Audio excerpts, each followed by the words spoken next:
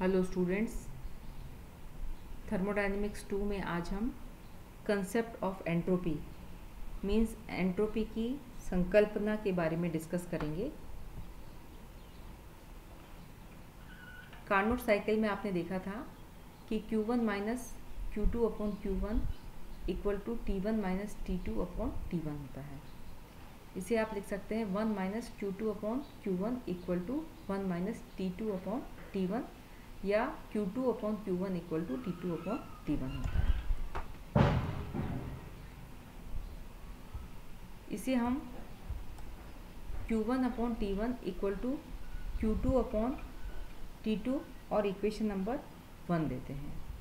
और इसी equation number 1 को अगर हम एक सामान्य रूप से रिप्रेजेंट करना चाहें तो वो हो जाएगी Q reversible upon T equal to constant. अब यहाँ पर Q रिवर्सिबल क्या है? It is the amount of heat absorb और diffused by system in the reversible process at absolute temperature T। यानी जो एब्सोल्यूट टेम्परेचर T है उस टेम्परेचर पर रिवर्सिबल प्रोसेस में सिस्टम के द्वारा अवशोषित या विसरित की गई ऊष्मा की मात्रा होती है। यहाँ ये जो व्यंजक है, फैक्टर है Q रिवर्सिबल अपॉन T, इसी को हम कहते हैं एंट्रोपी। तो आप ये ध्यान रखिए कि एंट्रोपी क्या है कि जो factor Q reversible upon T आता है इसे ही हम एंट्रोपी कहते हैं और it is represented by capital S। यह एक अवस्था फलन है, मीन्स स्टेट फंक्शन है, यानी इसका मान प्रारंभिक और अंतिम अवस्था पर डिपेंड करता है, न कि पथ पर।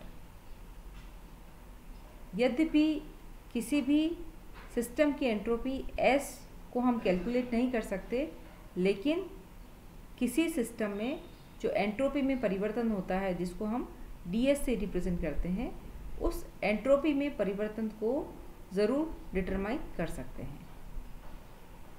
कहने का तात्पर्य यह है कि किसी भी सिस्टम की एंट्रोपी को डायरेक्ट हम कैलकुलेट नहीं कर सकते हैं, उसकी एंट्रोपी में जो परिवर्तन होता है उसे हम ज्ञात कर सकते हैं। अब यदि Q1 और Q2 को केवल मात्र हीट एक्सचेंज्ड यानी विनिमयित ऊष्मा ही कहें, ऐसी स्थिति में इस सेकेंड इक्वेशन को इक्वेशन नंबर 1 को हम इस प्रकार से लिख सकते हैं कि plus Q1 upon T1 equal to minus Q2 upon T2। यहाँ पर सिस्टम द्वारा एब्जॉर्ब्ड हीट Q1 को पॉजिटिव और जो रिलीज्ड हीट होगी, उत्सर्जित ऊष्मा होगी, Q2 को नेगेटिव चिन्ह देने पर हमें प्राप्त होगा Q1 upon T1 plus Q2 upon T2 equal to 0। तो इस प्रकार से हम इक्वेशन नंबर 3 प्राप्त होती है।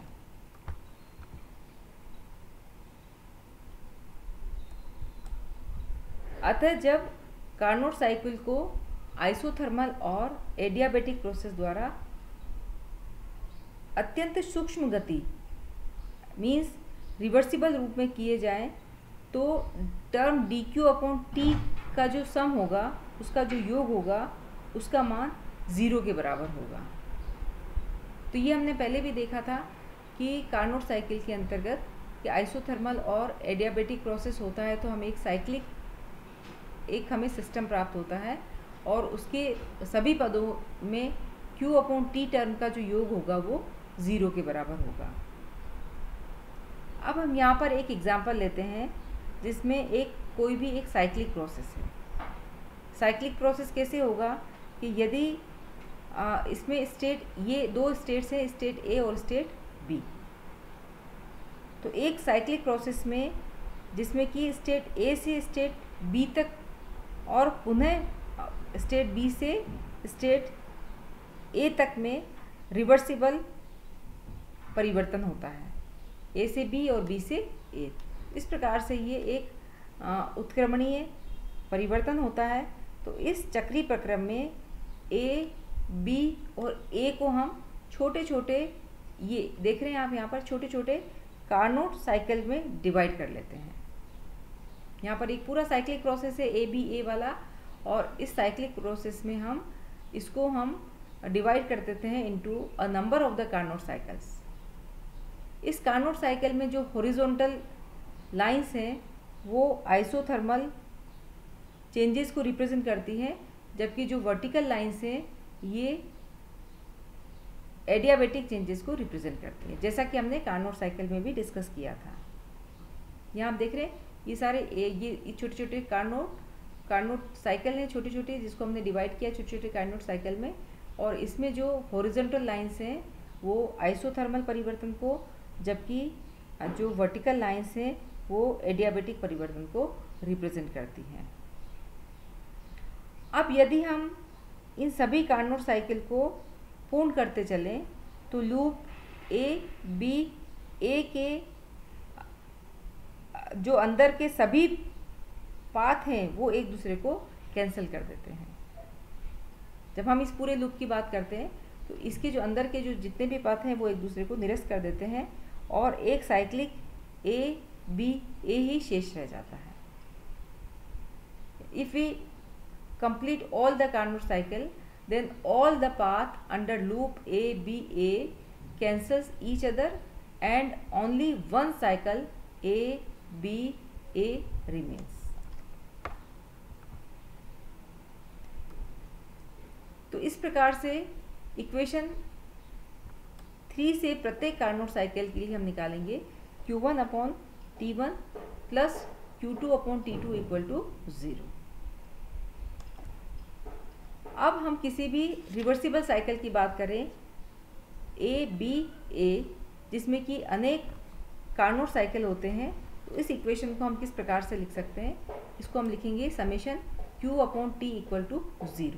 इसे हमने इक्वेशन नंबर 4 नाम दिया। इस सभी को अगर हम सम कर दें, इनका ए बी ए के अंतर्गत जो भी कार्नोट साइकिल हैं उनको अगर उनका हम योग कर दें तो समेशन Q/T इक्वल टू 0 प्राप्त होता है। या हम कह सकते हैं कि कार्नोट साइकिल के सभी टर्म Q/T का जो योग होगा वो किसके बराबर होगा? 0 के बराबर होगा। अब यदि यह परिवर्तन अत्यंत सूक्ष्म हो तो इस इक्वेशन को हम, इस फोर्थ इक्वेशन को हम इस नए रूप में लिख सकते हैं, जिसको हम Q की जगह हम यहाँ पे लिखेंगे dQ, क्योंकि ये परिवर्तन अत्यंत सूक्ष्म है। तो ये हो जाएगा समेशन dQ/T इक्वल टू 0। तो ये होगी इक्वेशन नंबर 5। अब जो हमने फिगर में देखा था, जो साइकिल ए बी ए है, वो साइकिल ए बी ए वो कंप्लीट होगी 2 स्टेप्स में। पहला स्टेप जिसमें ए से बी की तरफ जाए होगा, और दूसरा स्टेप होगा फ्रॉम बी टू ए। तो इस प्रकार से हम इसको फिर से लिख सकते हैं कि समेशन dQ/T की वैल्यू किसके बराबर होगी? इसके 2 इंटीग्रेशन, 2 समाकलन हम करेंगे। पहला ए से बी dQ/T के बराबर, और प्लस बी से ए dQ/T के बराबर। इन दोनों का जो योग होगा वो किसके बराबर होगा? 0 के बराबर। तो इस प्रकार से हमें इक्वेशन नंबर 6 प्राप्त हो जाती है। अब यहाँ पर हम देखेंगे कि जो टर्म ए से बी dQ/T है वो क्या रिप्रेजेंट करती है? उसके पथ 1 के अनुसार अवस्था ए से बी में परिवर्तन से संबंधित जो ऊष्मा पद है, जिसको हम क्या बोलेंगे, हीट रिलेटेड टर्म है, जिसको हम बोलते हैं dQ के इंटीग्रेशन को रिप्रेजेंट करता है। एक्चुअली ये क्या रिप्रेजेंट करेगा? This represent the heat related term means dQ के इंटीग्रेशन को रिप्रेजेंट करता है। और दूसरा जो पद है जिसमें कि in state from A to B, जो कि पाथ 1 है, सॉरी ये तो हो गया आपका पाथ 1, और दूसरा जो पाथ होगा पाथ 2 होगा, जो बी से ए dQ/T, वो क्या रिप्रेजेंट करेगा? वो रिप्रेजेंट करेगा कि जो अवस्था बी से ए में जो परिवर्तन हो रहा है उससे संबंधित ऊष्मा पदों के समाकलन को प्रदर्शित करता है। तो इस प्रकार से हम ये वाला कौन सा इंटीग्रेशन हो गया, ए से बी में जो परिवर्तन हो रहा है उसका, और ये इंटीग्रेशन हो गया बी से ए में हो रहे हैं परिवर्तन को। तो इस प्रकार से दिस इज़ फॉर पाथ 1 और दिस इज़ फॉर पाथ 2। तो इसको हम इस प्रकार से लिख सकते हैं कि फर्स्ट ए से B D Q upon T for path 1 और दूसरा बी से A D Q upon T for path 2। और आप इसको इस प्रकार भी लिख सकते हो कि ये D Q upon T path 1 है और ये माइनस साइन हटाओगे तो ये हो जाएगा ए से B D Q upon T path 2। तो हमें इक्वेशन नंबर 7 प्राप्त हो जाती है। अब इन इक्वेशन से क्या स्पष्ट होता है कि जो ए से B D Q upon T का जो मान होगा वो एक निश्चित मात्रा है जो कि परिवर्तन के लिए चुने गए पथ पर निर्भर नहीं करती है, बल्कि यह केवल सिस्टम की प्रारंभिक और अंतिम अवस्थाओं पर ही निर्भर करता है। यानी ये जो मान है वो किस पे डिपेंड नहीं कर रहा है, ये परिवर्तन के लिए कोई भी पथ चुना जाए उस पर डिपेंड नहीं करता है, केवल किस पे डिपेंड करता है, it's depend only on the initial and final state of the system. और in other words we can say this term represents the change in any state function of system or this function is called the entropy।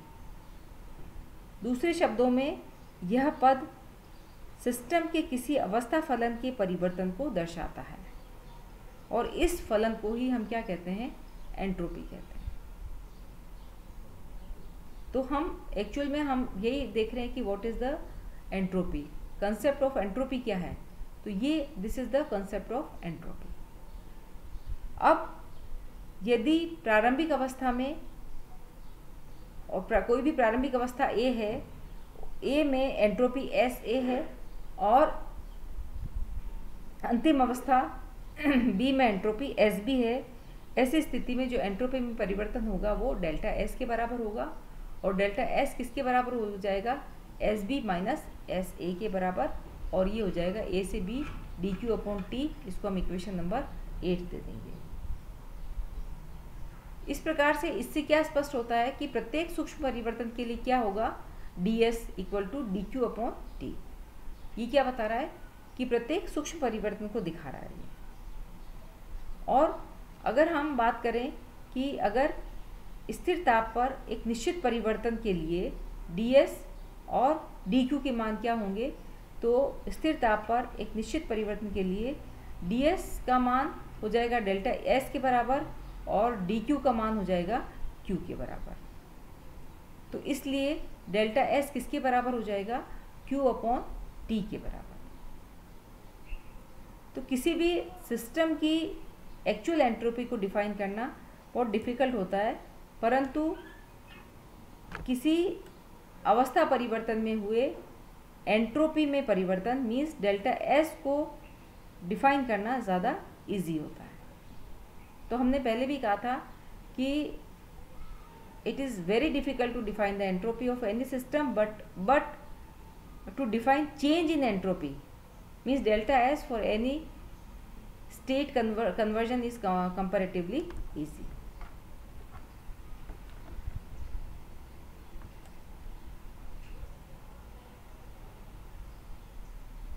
तो इस प्रकार calculation of entropy change in any system can be done by dividing the heat absorbed by system और by Kelvin temperature. ये means Q reversible upon T.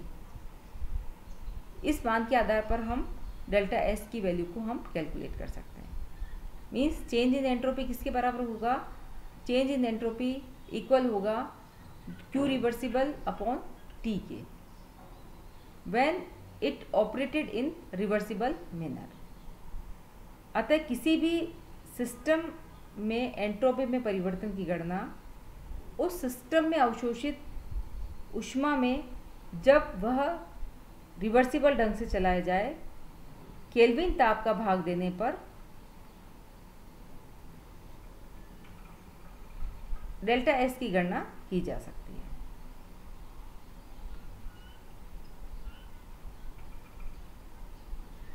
Delta S का मान भी delta H और delta E की तरह एक निश्चित मात्रा होती है जो केवल सिस्टम की प्रारंभिक और अंतिम अवस्था पर ही निर्भर करता है। परिवर्तन चाहे किसी भी ढंग से हो, अर्थात चाहे वो रिवर्सिबल हो चाहे वो इरिवर्सिबल हो। तो इस प्रकार से स्टूडेंट्स हमने आज कंसेप्ट ऑफ एंट्रोपी यानी एंट्रोपी की संकल्पना के बारे में डिस्कस किया। Thank you very much.